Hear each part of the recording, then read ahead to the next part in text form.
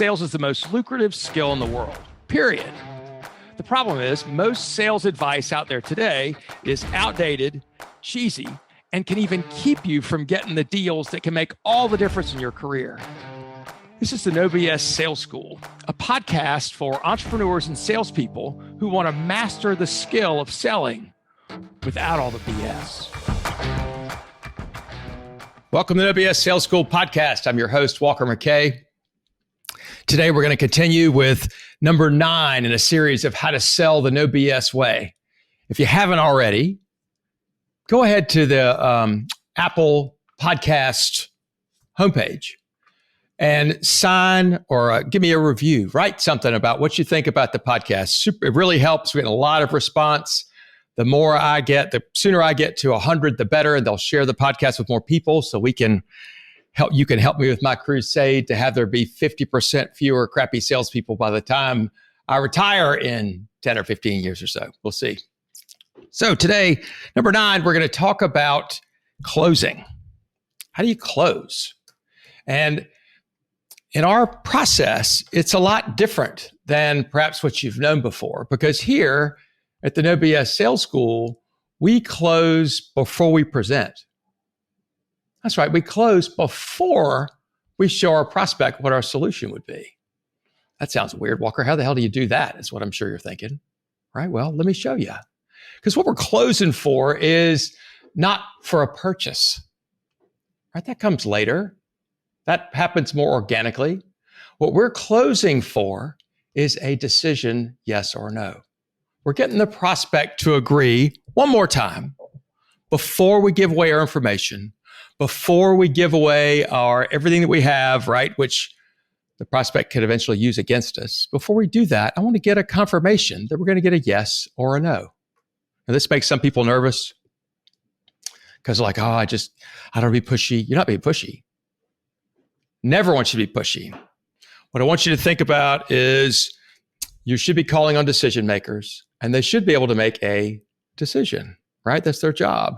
And so maybe the closing is not, maybe you're not going to get a check at this one, but maybe you're just closing for the next meeting. Maybe it's you're closing for them giving you more information, right? It's closing for something that you both have some commitment in.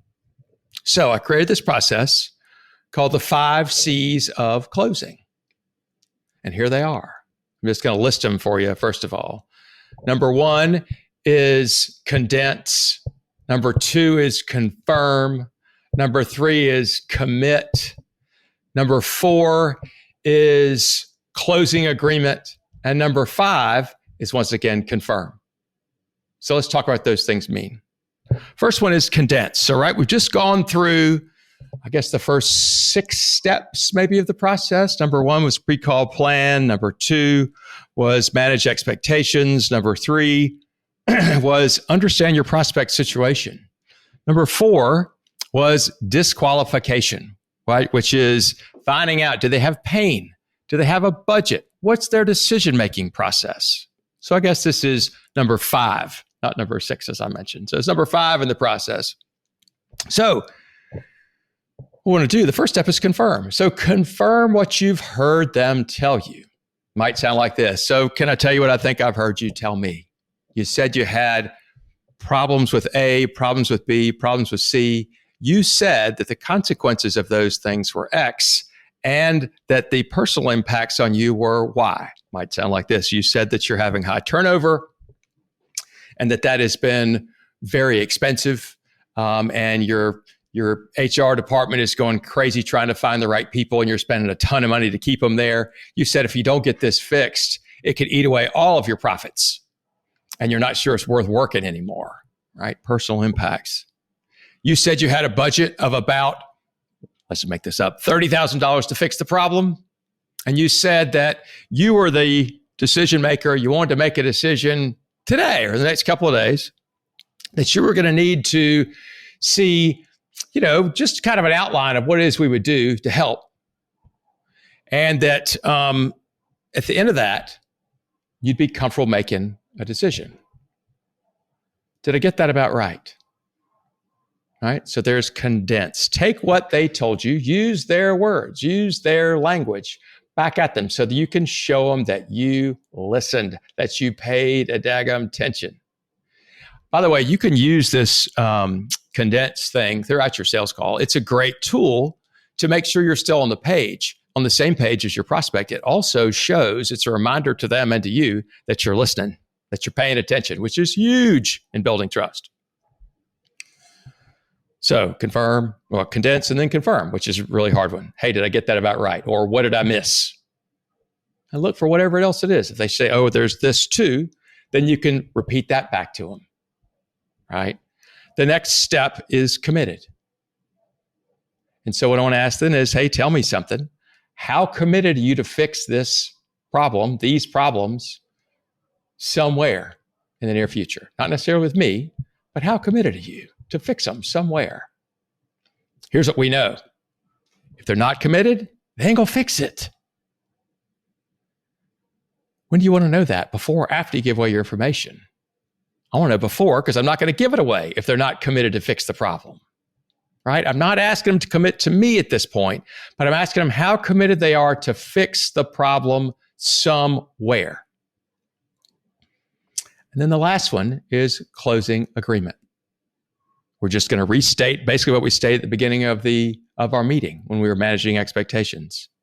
So what I'm going to say is, so look, I'm going to show you what it is we think you should do to fix the problem, how we can help.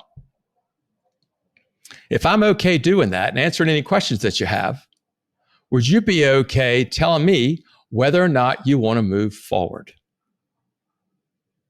If you do, it means we sign a contract, get a check, get a PO signed, whatever it is in your world, right? If not, we'll call it a no. I won't try and change your mind.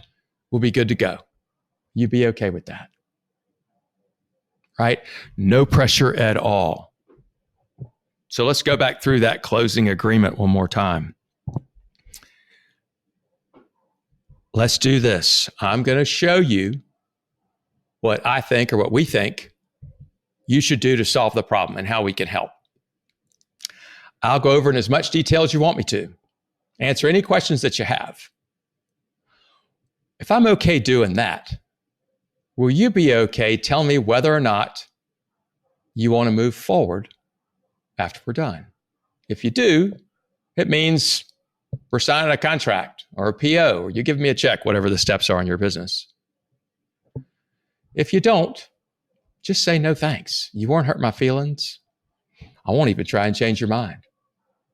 As a matter of fact, let's do this. If you're not sure you want to move forward, let's just call it a no. Is that okay with you? All right. I'm actually pushing for a no. Why the hell would I do that? Because I want to make sure this is not just my idea. I want to make sure this is the prospect's idea too. No pressure from me. I will take no pressure. I will give no pressure. The only pressure I might do is say, listen, if you're not sure you want to do this, let's call it a no. There's no trick there. There's nothing there. I just don't want to be a pressure-giving salesperson. I think that doesn't work. I think it sucks. I think it's hard, again, to get somebody back on the phone. And the last C is confirm. Are you going to be okay with that? So those are the 5 C's of closing. Use that before you give away your information. Make sure that you guys are still on the same page and that everybody understands what's to happen next. Either we're going to come to a yes or we're going to come to a no. I'm Walker McKay with No BS Sales. Thank you for listening. Share this with somebody who needs to hear it. Thanks for listening to the No BS Sales School podcast. If you haven't already, please take 1 minute to write a quick review for the show. It really does make a huge difference. Also, subscribe to the show and please forward this episode to somebody else who needs to hear it. As a bonus for listening, I'm going to give you access to a free mini course, 7 expensive sales mistakes you're making and what you can do about it. Go to www.7salesmistakes.com and get access to the free mini course. That's the number 7salesmistakes.com. Thanks again for listening to the No BS Sales School podcast.